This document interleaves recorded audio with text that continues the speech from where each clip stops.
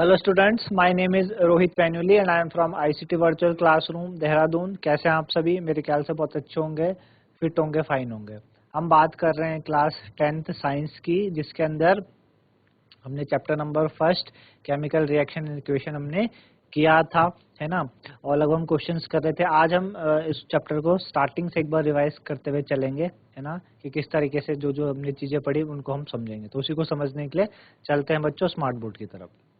ठीक है, तो सबसे पहले केमिकल रिएक्शन इक्वेशन में हम समझते हैं कि किस तरीके से केमिकल रिएक्शन को आप लिख सकते हैं, है ना। किस तरीके से लिखने का होता है केमिकल रिएक्शन को, केमिकल इक्वेशन को कैसे लिखते हैं।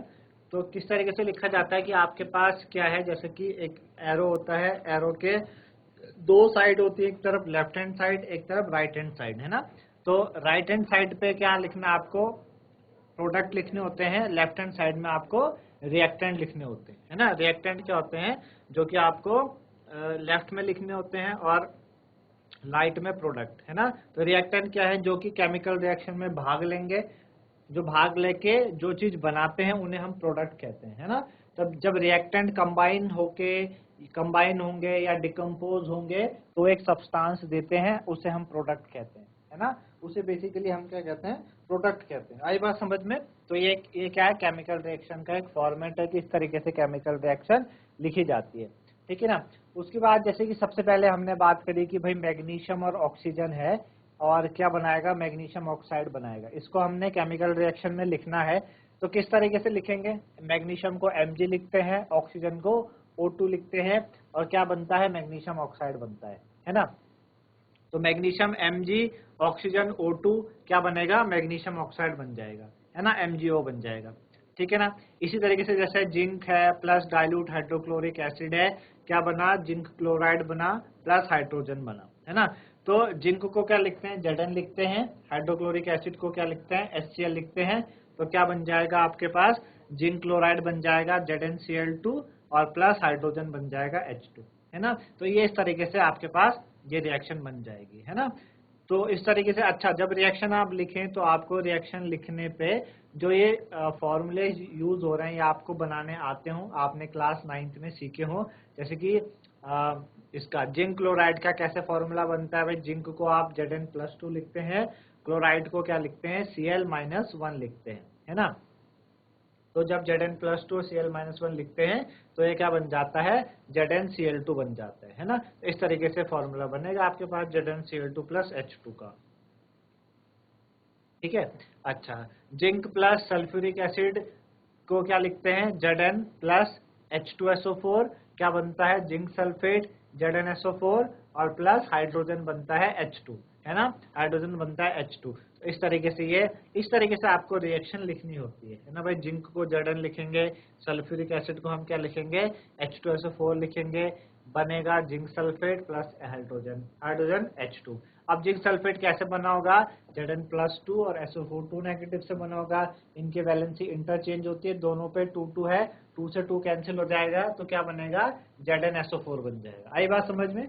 चलिए, उसके बाद जैसे अगला हमारे पास हाइड्रोजन प्लस क्लोरीन से क्या बनेगा, हाइड्रोजन क्लोराइड बनेगा। तो हाइड्रोजन को H2 लिखते हैं, क्लोरीन को Cl2 लिखते हैं, तो क्या बनता है आपके पास, हाइड्रोजन क्लोराइड, जिसको आप क्या कहते हैं, HCl कहते हैं, है ना। तो हाइड्रोजन क्लोराइड कैसे बनता है बच्चों, H+ से और Cl नेगेटिव से, H+ और Cl नेगेटिव से, तो क्या बना आपके पास, HCl बना। आई बात समझ में? इस तरीके से ये HCl बन गया।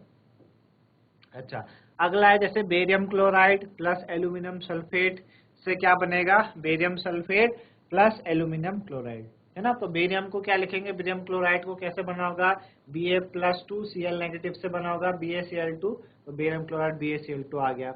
एल्यूमिनियम सल्फेट कैसे बना होगा, Al+3 SO4 2 नेगेटिव से बना होगा, तो Al2 SO4 होल थ्राइस आ गया, है ना। बेरियम सल्फेट क्या होगा, Ba+2 SO4 2 नेगेटिव, तो क्या होगा, BaSO4 आ गया, है ना। एल्यूमिनियम क्लोराइड कैसे बना होगा, Al+3 और Cl-1 से, तो AlCl3 आ गया, है ना। इस तरीके से आपको इक्वेशंस तैयार करनी होती है, बनानी होती है ना। जैसे आपके पास एक और है, सोडियम प्लस वाटर, क्या बनेगा, सोडियम हाइड्रोक्साइड बनेगा प्लस हाइड्रोजन बनेगा, है ना। तो सोडियम को Na लिखते हैं, वाटर को H2O लिखते हैं, क्या बनता है, sodium hydroxide NaOH plus hydrogen H2, है ना। अब सोडियम हाइड्रोक्साइड कैसे बना होगा, Na+ से और OH नेगेटिव से, तो क्या बनेगा, NaOH बनेगा, है ना। तो ये तरीका है रिएक्शन लिखने का। फिर जैसे ये है potassium bromide plus barium iodide, तो क्या बनेगा, potassium iodide plus barium bromide, है ना। तो पोटेशियम आयोडाइड कैसे होता है, K प्लस Br नेगेटिव, तो KBr बन गया। अच्छा, barium iodide Ba+2 I negative, है ना, तो BaI2 बन जाएगा, है ना। अच्छा, इसी तरीके से पोटेशियम आयोडाइड कैसे बनेगा, K प्लस I नेगेटिव, तो Ki बन जाएगा, है ना। बेरियम ब्रोमाइड कैसे बनेगा, Ba+2 और Br नेगेटिव से, तो BaBr2 बन जाएगा। तो इस तरीके से हम क्या करते हैं, रिएक्शन को लिखते हैं, ठीक है ना। जिंक कार्बोनेट से क्या बना, जिंक ऑक्साइड और कार्बन डाइऑक्साइड। तो जिंक कार्बोनेट कैसे लिखा जाता है, Zn+2 CO3 2 नेगेटिव, तो दोनों की वैलेंसी सेम थी, 2 कैंसिल हो गई, तो ZnCO3 बन गया, है ना। जिंक ऑक्साइड Zn+2 और O2 नेगेटिव, तो क्या बन गया, ZnO बन गया, है ना, क्या बन गया, ZnO बन गया। तो इस तरीके से CO2 तो आपको पता ही है कार्बन डाइऑक्साइड कहते हैं। तो ये तरीका होता है इनको लिखने का, है ना। चलिए अगला क्या है, magnesium Mg plus hydrochloric acid HCl, तो क्या बनेगा, मैग्नीशियम क्लोराइड बनेगा प्लस हाइड्रोजन बनेगा, है ना। तो हाइड्रोक्लोरिक एसिड HCl होता है, मैग्नीशियम क्लोराइड क्या होता है, MgCl2। कैसे बना होगा मैग्नीशियम क्लोराइड, Mg+2 और Cl नेगेटिव से बना होगा, तो क्या बनेगा, MgCl2 बनेगा, है ना। अच्छा, हाइड्रोजन तो पता ही है H2, है ना। अभी हम सिर्फ रिएक्शन लिखना सीख रहे हैं कि किस तरीके से हमें केमिकल इक्वेशन लिखनी है, हम बैलेंसिंग की बात नहीं कर रहे, बैलेंसिंग हमारे पास बाद में आएगी, है ना। इसी तरीके से हमने देखा कि जिंक प्लस सिल्वर नाइट्रेट क्या बन रहा है, जिंक नाइट्रेट प्लस सिल्वर, तो जिंक को Zn लिखते हैं, सिल्वर नाइट्रेट AgNO3 कैसे बनता है, Ag प्लस और NO3 नेगेटिव से, तो AgNO3 बन गया, है ना। जिंक नाइट्रेट बनेगा, जिंक नाइट्रेट कैसे बनता है, Zn+2 और NO3 नेगेटिव से बनता है, Zn+2 और NO3 नेगेटिव से बनता है ना। तो क्या बनेगा, ZnNO3 whole twice, ZnNO3 whole twice, तो ये जिंक नाइट्रेट है, प्लस सिल्वर आपका Ag आ गया, ठीक है ना, सिल्वर क्या आ गया, Ag आ गया। तो ये तरीका था बच्चों कि किस तरीके से आप इक्वेशंस को लिखते हैं, नोट डाउन करते हैं, है ना। तो मेरे ख्याल से पहले आप इन्हें नोट कर लीजिए, फिर हम आगे चलते हैं बैलेंसिंग की तरफ।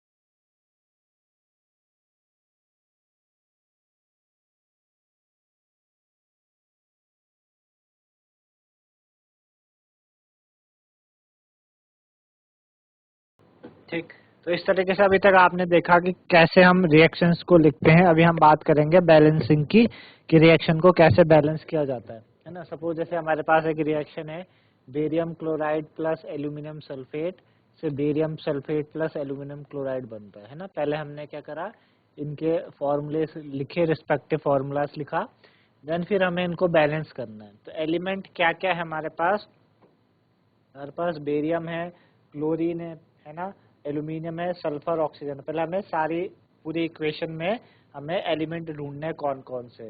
फिर आप देखोगे LHS में आपके पास पहले देखो, जो हमने पहले ब्लू कलर के हमारे पास जो हमने ब्लू से लिखे हैं, वो हमारे पास पहले जितने एटम हैं उनके बारे में हमने जानकारी दी। जैसे बेरियम के पास पहले बेरियम 1 था और उधर भी बेरियम 1 था।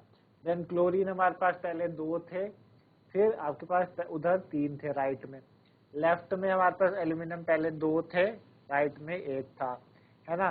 फिर हमारे पास सल्फर लेफ्ट में 3 थे, राइट में 1 था।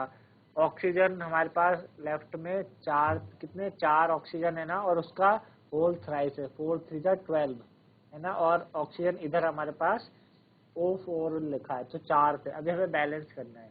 तो अगर मैं क्या करता हूँ, मैं एल्यूमिनियम को बैलेंस करूँ, तो एल्यूमिनियम लेफ्ट में 2 है, तो उधर भी मुझे 2 लगाने पड़ेंगे AlCl3 के आगे, तो 2 एल्यूमिनियम हो गए, देख लो आप, एल्यूमिनियम 2 हो गए। एल्यूमिनियम 2 होने से क्लोरीन आपके पास 6 हो गए, है ना, 2 3 जा 6। और हमारे राइट में देखो, लेफ्ट में देखो आप, तो क्लोरीन 2 है, तो आगे हमें BaCl2 के आगे 3 लगाना पड़ेगा, यानी 3 2 जा 6 हो जाएंगे क्लोरीन। जब 6 क्लोरीन हुए, उससे बेरियम भी 3 हो गए, तो हमें आगे राइट में BaSO4 के आगे 3 लगाना पड़ेगा, तो हमारे पास 3 हो गए Ba, है ना। तो Ba आपके पास 3 3 हो गए, क्लोरीन आपके पास 6 6 हो गए, एल्यूमिनियम 2 2 हो गए। सल्फर आप देखो ब्रैकेट में, ब्रैकेट के बाहर होल थ्राइस लगा है, तो 3 सल्फर, और BaSO4 के आगे जब 3 लगा, तो वहां पे भी ऑटोमेटिक आपके पास सल्फर 3 हो गए, है ना। तो इस तरीके से हमने बैलेंस करा के, इस तरीके से इसको बैलेंस हम कर सकते हैं, है ना। मेरे ख्याल से समझ आएगी कि बैलेंसिंग आपने किस तरीके से करनी है। इसी तरीके से दूसरी बैलेंस हमारे पास ये है, सोडियम प्लस वाटर से हमारे पास क्या बनता है, सोडियम हाइड्रोक्साइड प्लस हाइड्रोजन बनता है। तो सोडियम हमारे पास क्या है, Na, और वाटर क्या है, H2O है ना। क्या बनेगा, सोडियम हाइड्रोक्साइड NaOH और हाइड्रोजन H2, है ना। तो ये आपके पास बन गया। अभी बैलेंस करना है तो पहले आप एलिमेंट ढूंढ लीजिए, कितने कितने एलिमेंट है।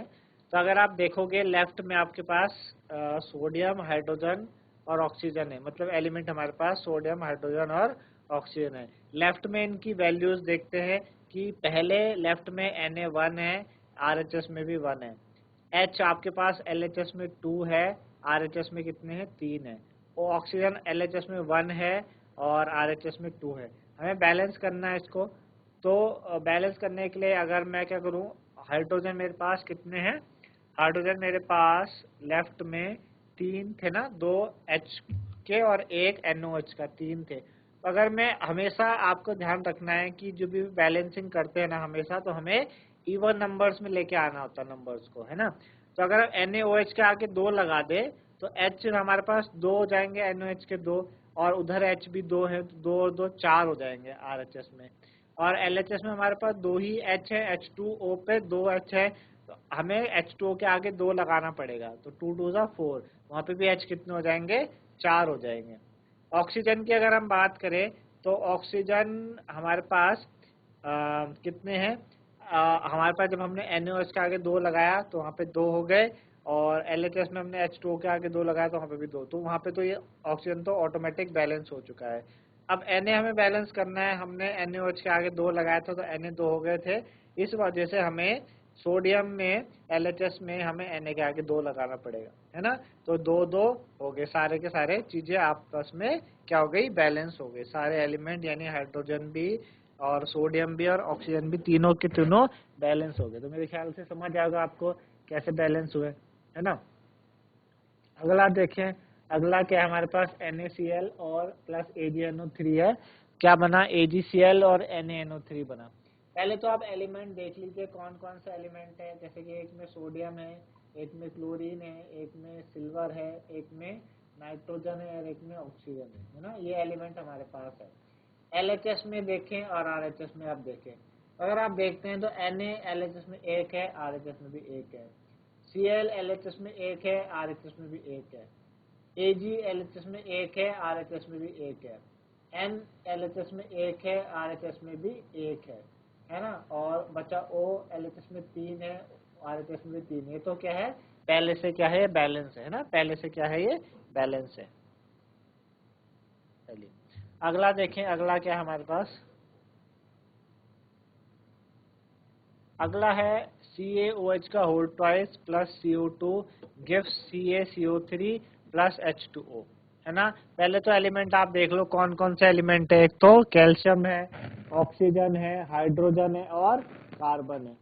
LHS में देखो कितने कैल्शियम है, 1 है, RHS में भी 1 है, ऑक्सीजन LHS में 1 है, ऑक्सीजन LHS में सॉरी कितने हैं, ऑक्सीजन LHS में आपके पास हो गए 4, क्योंकि OH का होल ट्वाइस 2 तो ऑक्सीजन उधर हुए और 2 CO2 के 2 हुए, तो 4 हो गए।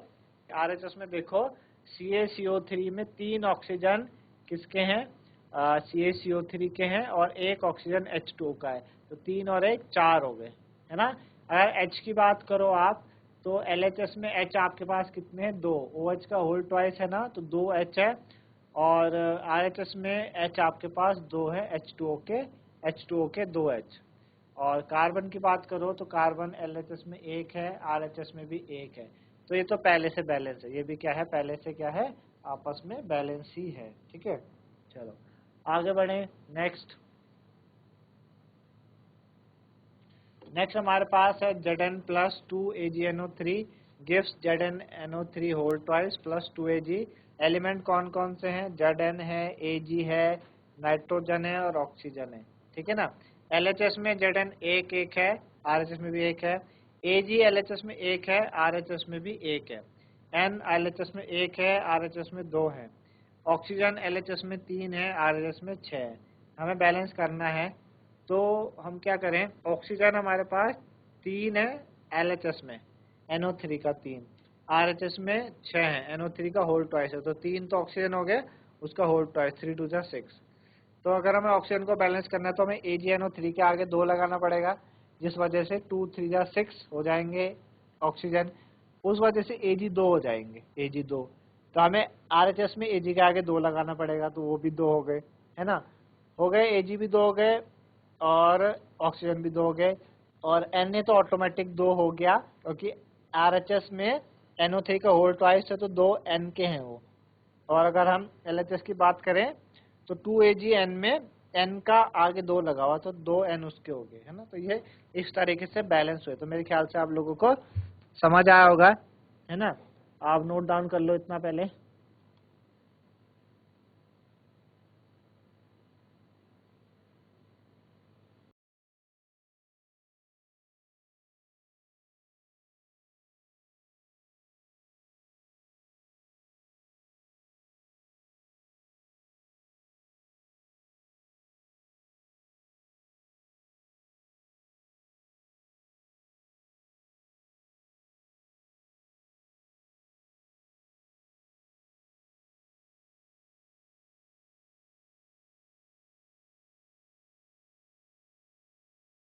तो इस तरीके से बच्चों हमने बात करी आज कि किस तरीके से रिएक्शंस को लिखते हैं, केमिकल इक्वेशंस को, और साथ ही साथ कि बैलेंसिंग की कैसे की जाती है ना। तो मेरे ख्याल से आप लोगों को समझ में आई होगी। तो आज के लिए इतना ही था, धन्यवाद, हैव अ नाइस डे।